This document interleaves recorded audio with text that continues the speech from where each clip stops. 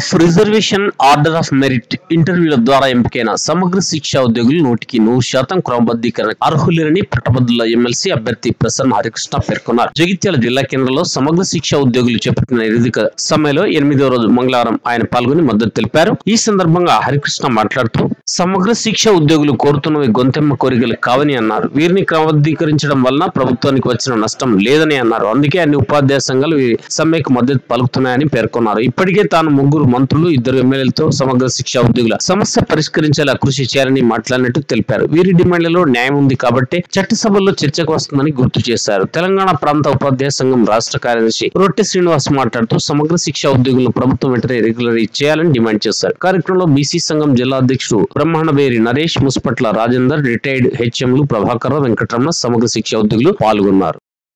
రాజన్న సిరిసిల్ల దీక్షా శిబిరాన్ని నేను విజిట్ చేశాను. ఇప్పుడు మీ దగ్గరికి వచ్చాను. మిమ్మల్ని విజిట్ చేసిన తర్వాత పెద్దపల్లి అదేవిధంగా కరీంనగర్కి వెళ్ళదలుచుకున్నాం. అండ్ తెలంగాణ రాష్ట్రంలో ఉన్నటువంటి 33 జిల్లా కేంద్రాల లోపల జరుగుతున్నటువంటి మీ జెన్యూన్ దీక్ష ఏదైతే ఉందో ఆ దీక్షకు సంపూర్ణంగా నా వైపు నుంచి నేను మద్దతు తెలుపుతా ఉన్నాను.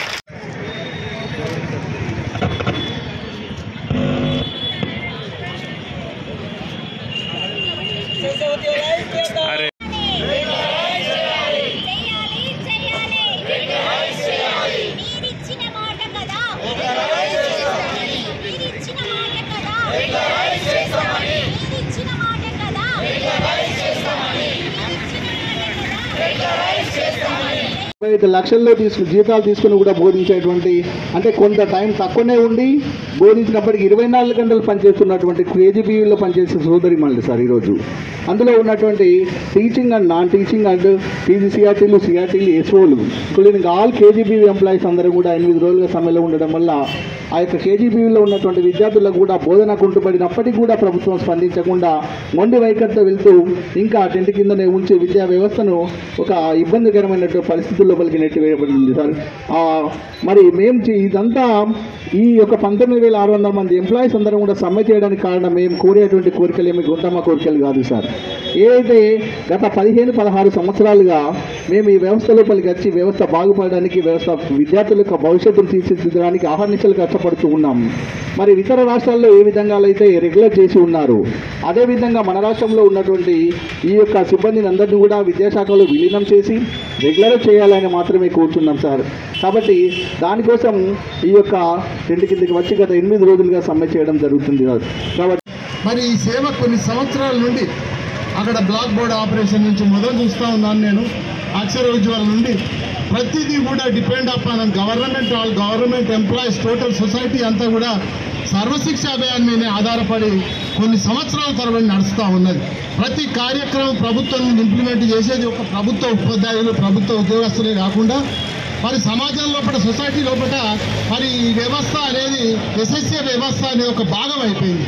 కాబట్టి వాళ్ళకు సంబంధించిన మరి అంశాలు వారి యొక్క మరి స్వేచ్ఛకు కానీ వాళ్ళు పనిచేసే ఉద్యోగస్తులకు వారి యొక్క సెక్యూరిటీ కొరకు వాళ్ళు అడుగుతూ ఉన్నారు. కూడా ఇక్కడ పనిచేస్తున్నాను డిస్టిక్లో మరి చాలా అంశాలు చూస్తూ ఉన్నారు.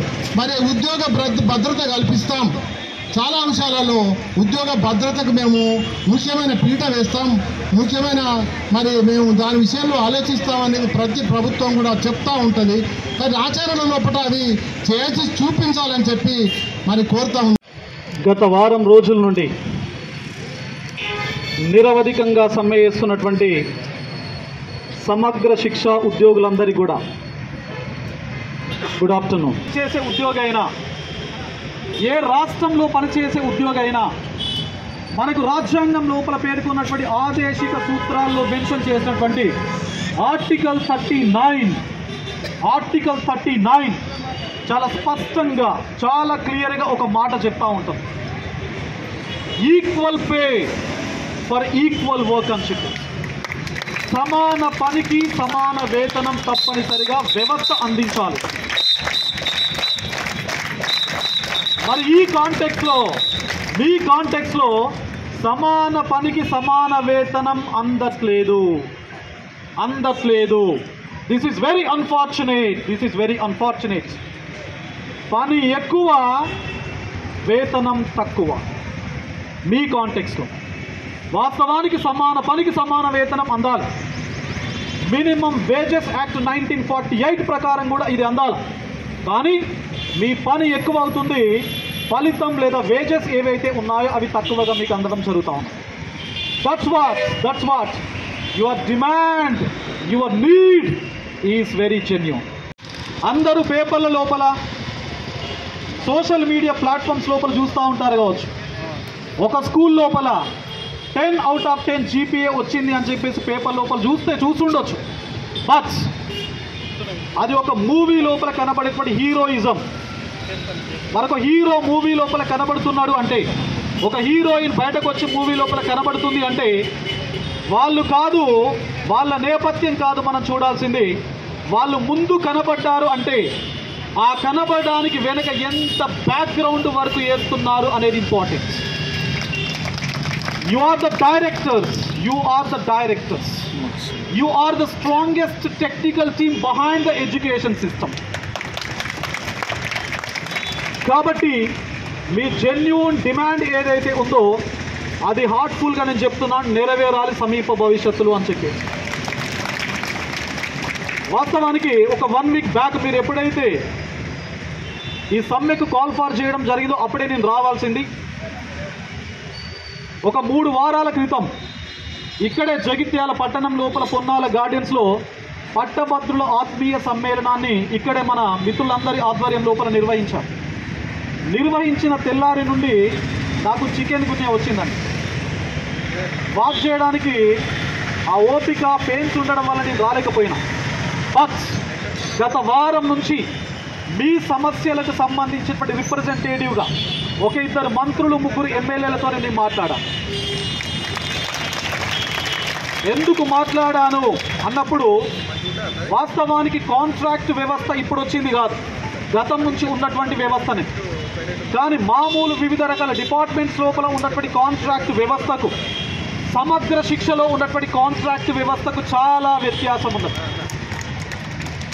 ఏంటి వ్యత్యాసం అంటే, ఇంతకుముందు నేను చెప్పినటువంటి విధానం, rule of reservation, written examination, roster, merit, ఇవన్నీ ప్రాతిపదికలను ఆధారంగా చేసుకొని వీళ్ళందరూ కూడా ఈ వ్యవస్థలో భాగమయ్యారు అని చెప్పి.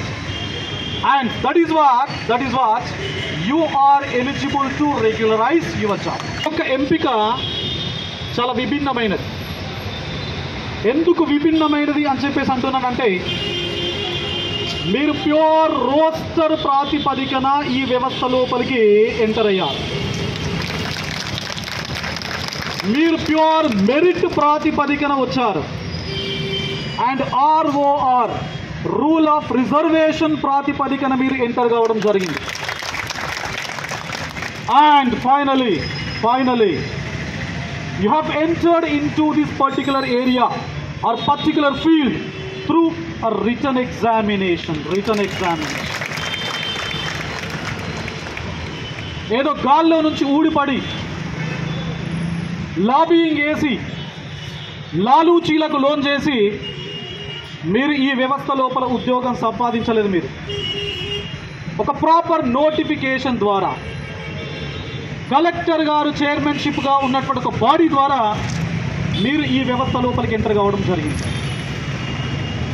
మరి అంత ఒక direct recruitment process, for example ఒక DSC, డిస్ట్రిక్ట్ సెలక్షన్ కమిటీ ఏ ప్రాతిపదికన అయితే ఒక ఉద్యోగిని ఎంపిక చేయడం జరుగుతుందో, సేమ్ యాజ్ ఇట్ ఈజ్గా ఎక్కడా కూడా తగ్గకుండా అదే నేపథ్యంతో, అదే ఉద్దేశంతో, అదే ప్రొసీజర్తో మీరు ఈ వ్యవస్థ లోపలికి ఎంటర్ కావడం జరిగింది. That's what I can say, your recruitment process is genuine. నాలాంటి వాళ్ళు జెన్యూన్గా సపోర్ట్ చేయకపోతే నాలాంటి వాళ్ళ యొక్క జీవన గమనానికి అర్థం లేదు. అండ్ మీరు ఏవైతే మాట్లాడుతున్నారో, I don't consider them as your demands. మీరు మీ యొక్క సంఘానికి సంబంధించినటువంటి లెటర్ ప్యాడ్ పైన పెట్టినటువంటి అంశాలు ఏవైతే ఉన్నాయో అవన్నింటిని నేను డిమాండ్స్గా నేను కన్సిడర్ చేయట్లేదు. అవి మీ ప్రాథమిక అవసరాలుగా కన్సిడర్ చేస్తున్నా. Pay scale is the basic aspect of an employee. ఒక ఉద్యోగికి సంబంధించిన బేసిక్ ఆస్పెక్ట్ అండి. జాబ్ సెక్యూరిటీ ఒక బేసిక్ ప్రిన్సిపల్ ఉద్యోగికి సంబంధించి. హెల్త్ కార్డ్ ఒక బేసిక్ ప్రిన్సిపల్ ఉద్యోగికి సంబంధించి. మరి వీటికి సంబంధించినటువంటి అంశాలను కూడా గతం లోపల, సో ప్రస్తుత ముఖ్యమంత్రి గారు గతం లోపల పిసిసి ప్రెసిడెంట్గా ఉన్నప్పుడు వరంగల్ లోపల, ఖిలా వరంగల్ లోపల ఉద్యోగ మీ దీక్ష జరుగుతూ ఉన్నప్పుడు సెప్టెంబర్ 13, 2023 రోజు వారు స్వయంగా దీక్షా శిబిరాన్ని విజిట్ చేసి మీతో మాట్లాడినటువంటి నేపథ్యం తనకు తెలుసు. అండ్ గవర్నమెంట్ కూడా ఈ 2-3 రోజుల నుంచి మీ యొక్క అవసరాలు, మీ ప్రకారం డిమాండ్స్ ఏవైతే ఉన్నాయో వాటి పట్ల ఒక ఆలోచన చేస్తున్నటువంటి నేపథ్యం మనకు కనబడతా ఉన్నది. సో అది పాజిటివ్గా సమీప భవిష్యత్తు లోపల తప్పనిసరిగా ఒక పాజిటివ్ అవుట్కమ్ రావాలి అని చెప్పేసి, తప్పనిసరిగా వస్తుంది అని చెప్పేసి, అందులో నా కంట్రిబ్యూషన్ ఎట్టి పరిస్థితుల లోపల డీవియేషన్, ఎలాంటి డిస్ట్రాక్షన్ లేకుండా నా కంట్రిబ్యూషన్ ఉంటుంది అని చెప్పేసి మీ అందరికీ నేను చెప్తాను. అవగాహన మీకుందని మీ మాటల్లో మాకు ఇప్పుడు అర్థమైంది సార్. మా యొక్క ప్రాథమిక డిమాండ్ సార్ ఒకటే ఒకటి. 15-20 ఏళ్లుగా మేము ఎదురు చూసింది చిన్న చిన్న అవసరాలు. మీ మాటల్లో అయితే గోళీల కోసం కాదు సార్, సర్జరీ కోసమే మేము ఎదురు చూస్తున్నాం. 20 ఏళ్లుగా మా ఎదురు చూపులు అనేటువంటివి మా యొక్క రెగ్యులరైజ్ కోసమే. కాబట్టి మా యొక్క ముఖ్య లక్ష్యం కూడా అదే సార్. రెగ్యులరైజ్ అయ్యేంత వరే దాకా మేము ఈ టెంట్లను వదిలిపెట్టేదే లేదు సార్. ఎన్ని కష్ట నష్టాలకైనా వచ్చి మేము ఇక్కడ ఉండగలుగుతాము. అదేవిధంగా అవసరమైతే ప్రభుత్వం దిగి రాకపోతే మేము నిరవధిక సమ్మె కూడా చేయడానికి సిద్ధంగా ఉన్నాం సార్.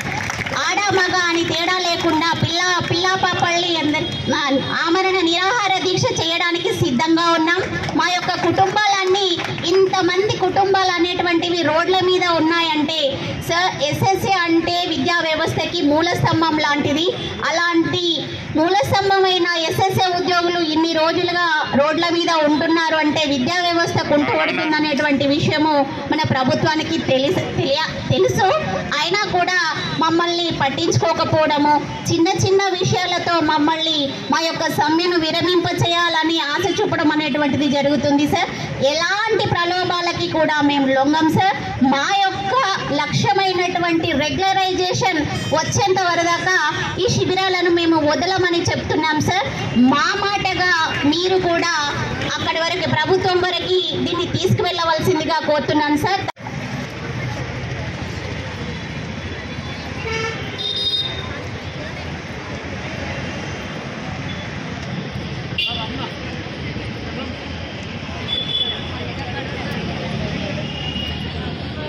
Thank you, sir.